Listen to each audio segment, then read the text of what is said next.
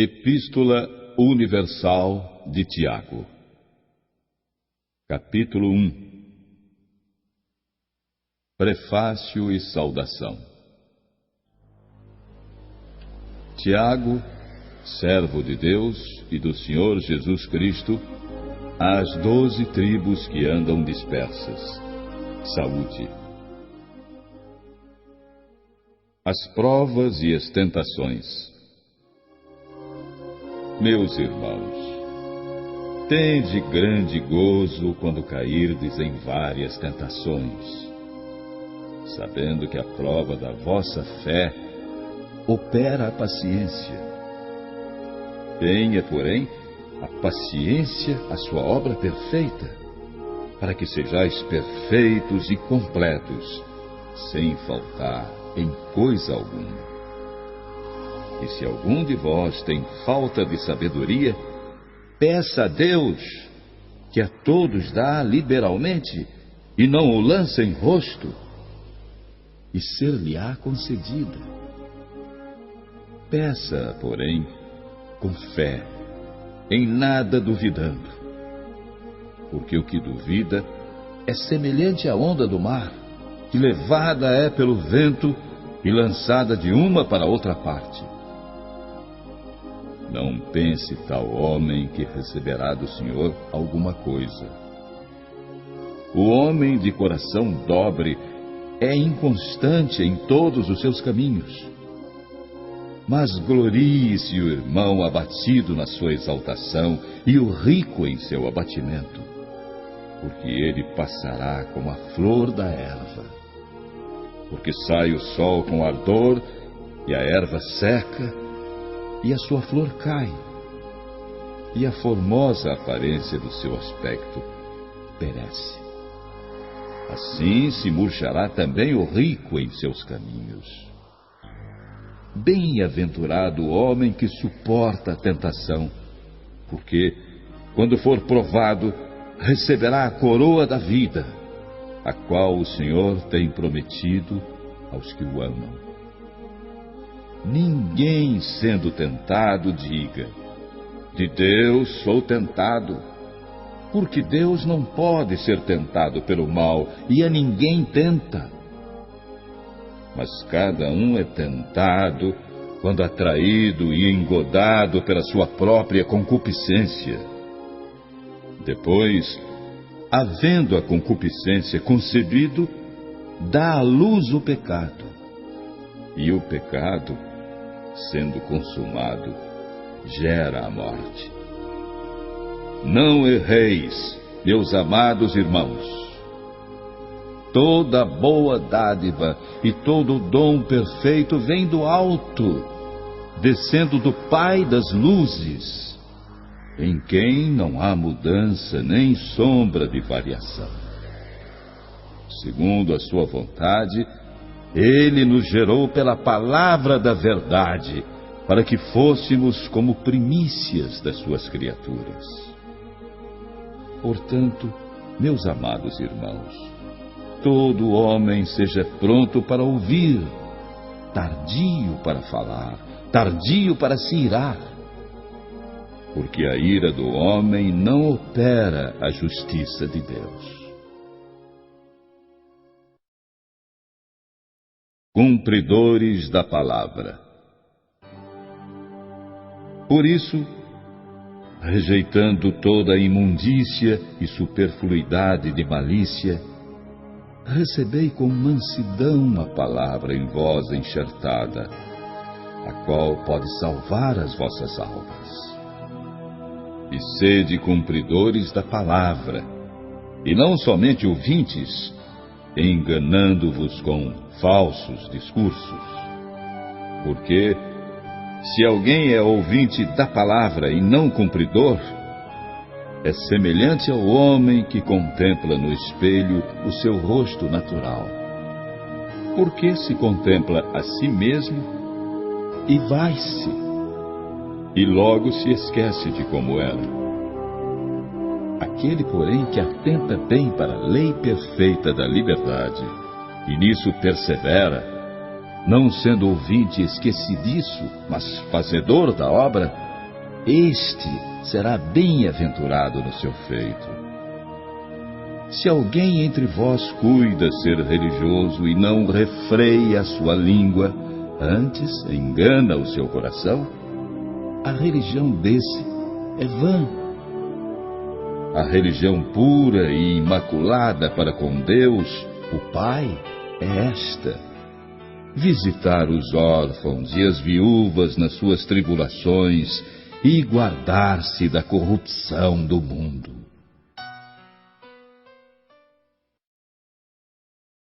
Capítulo 2. A acepção de pessoas. Meus irmãos, não tenhais a fé de nosso Senhor Jesus Cristo, Senhor da Glória, em acepção de pessoas.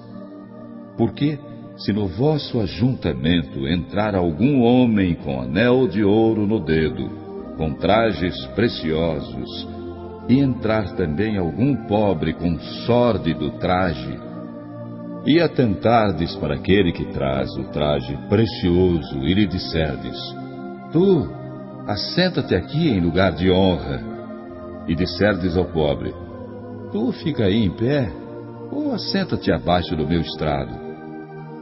Porventura, não fizestes distinção entre vós mesmos, e não vos fizestes juízes de maus pensamentos? Ouvi, meus amados irmãos. Porventura, não escolheu Deus aos pobres deste mundo para serem ricos na fé e herdeiros do reino que prometeu aos que o amam? Mas vós desonrastes o pobre. Porventura, não vos oprimem os ricos e não vos arrastam aos tribunais? Porventura não blasfemam eles o bom nome que sobre vós foi invocado? Todavia, se cumprirdes, conforme a Escritura, a lei real, amarás a teu próximo como a ti mesmo, bem fazeis. Mas, se fazeis acepção de pessoas, cometeis pecado, e sois redarguidos pela lei como transgressores. Porque qualquer que guardar toda a lei e tropeçar em um só ponto, tornou-se culpado de todos. Porque aquele que disse: não cometerás adultério, também disse: não matarás. Se tu, pois, não cometeres adultério, mas matares, estás feito transgressor da lei. Assim falai e assim procedei, como devendo ser julgados pela lei da liberdade. Porque o juízo será sem misericórdia sobre aquele que não fez misericórdia, e a misericórdia triunfa do juízo. A fé sem obras. Meus irmãos, que aproveita se alguém disser que tem fé e não tiver as obras? Porventura a fé pode salvá-lo? E se o irmão ou a irmã estiverem nus e tiverem falta de mantimento cotidiano, e algum de vós lhes disser: ide em paz, aquentai-vos e fartai-vos, e não lhes derdes as coisas necessárias para o corpo, que proveito virá daí? Assim também a fé, se não tiver as obras, é morta em si mesma. Mas dirá alguém: tu tens a fé e eu tenho as obras. Mostra-me a tua fé sem as tuas obras, e eu mostrarei a ti a minha fé pelas minhas obras.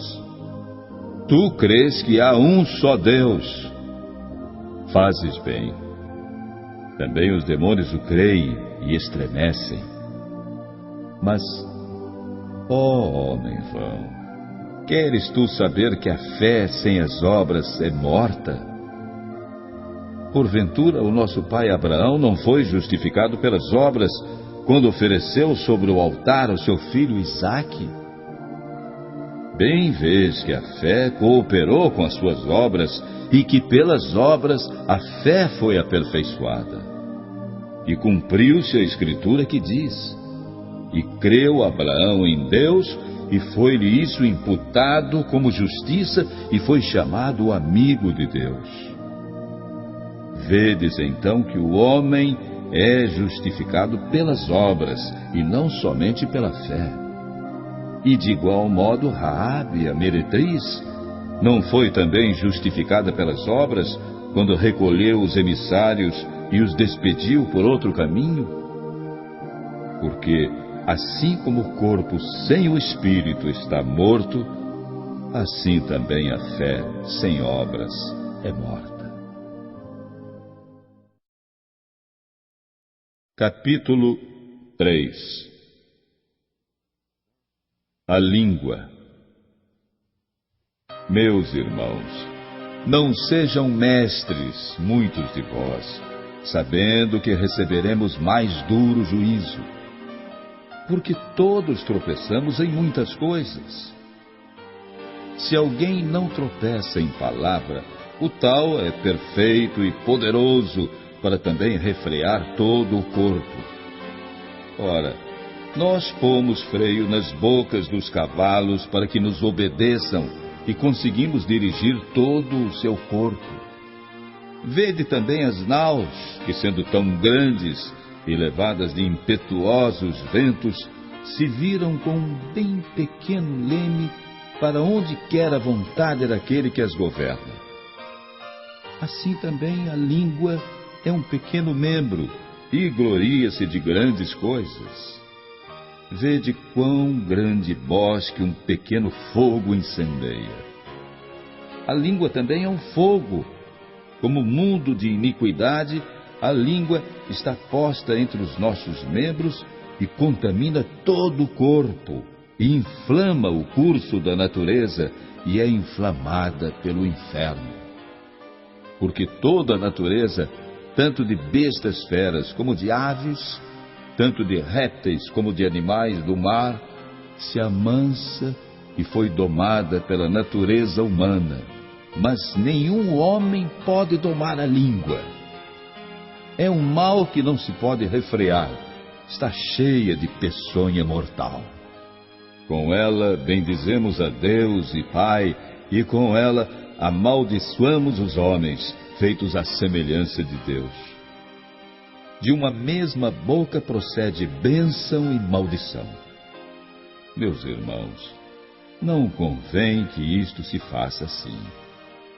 Porventura deita alguma fonte de um mesmo manancial água doce e água amargosa?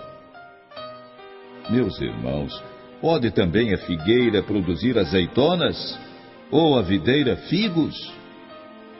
Assim tampouco pode uma fonte dar água salgada e doce. A sabedoria que vem do alto. Quem dentre vós é sábio e entendido? Mostre pelo seu bom trato as suas obras em mansidão de sabedoria. Mas, se tendes amarga inveja e sentimento faccioso em vosso coração, não vos glorieis, nem mintais contra a verdade. Essa não é a sabedoria que vem do alto, mas é terrena, animal e diabólica. Porque onde há inveja e espírito faccioso, aí há perturbação e toda obra perversa. Mas a sabedoria que vem do alto é primeiramente pura, depois pacífica, moderada, tratável, cheia de misericórdia e de bons frutos, sem parcialidade e sem hipocrisia.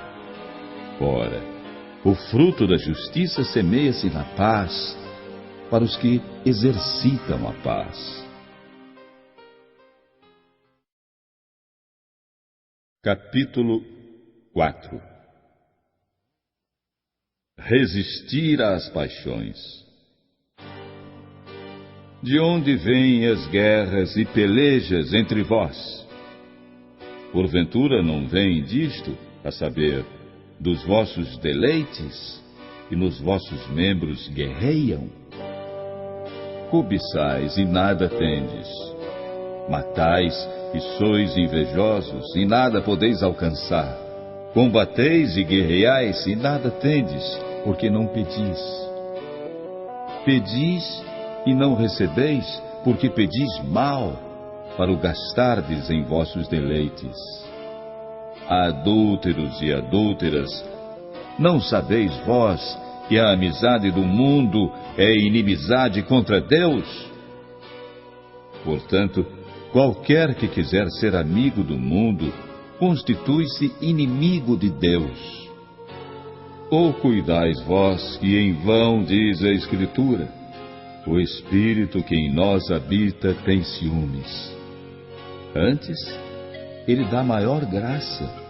Portanto diz: Deus resiste aos soberbos, mas dá graça aos humildes. Sujeitai-vos, pois, a Deus, resisti ao diabo, e ele fugirá de vós. Chegai-vos a Deus, e ele se chegará a vós. Alimpai as mãos, pecadores, e vós de duplo ânimo, purificai os corações. Senti as vossas misérias, e lamentai e chorai. Converta-se o vosso riso em pranto, e o vosso gozo em tristeza. Humilhai-vos. Humilhai-vos perante o Senhor, e Ele vos exaltará. Irmãos, não faleis mal uns dos outros. Quem fala mal de um irmão e julga seu irmão, fala mal da lei, e julga a lei. E se tu julgas a lei, já não és observador da lei, mas juiz. Há só um legislador que pode salvar e destruir. Tu, porém, quem és, que julgas a outrem? Eia agora vós que dizeis: hoje ou amanhã iremos a tal cidade, e lá passaremos um ano, e contrataremos e ganharemos.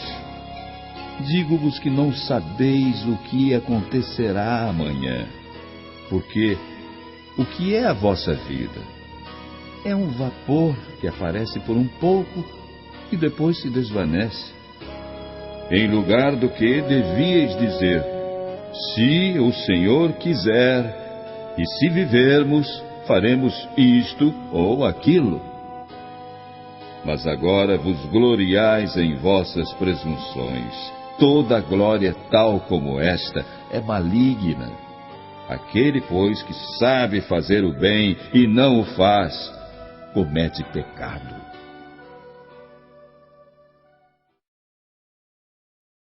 Capítulo 5. Os maus ricos.